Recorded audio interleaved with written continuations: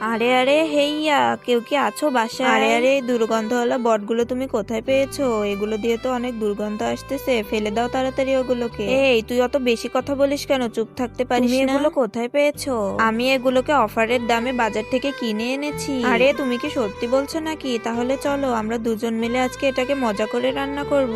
বন্ধুরা, তোমরা যদি আপেল খেয়ে থাকো তাহলে ভিডিওতে একটি লাইক দিবে, আর যদি চকলেট খেয়ে থাকো তাহলে চ্যানেলটিকে সাবস্ক্রাইব করবে, আর তুমি কোন ক্লাসে পড়ো কমেন্টে বলে দিও। এইবার পরিষ্কার পানি দিয়ে বটগুলোকে ভালোভাবে পরিষ্কার করে নিতে হবে।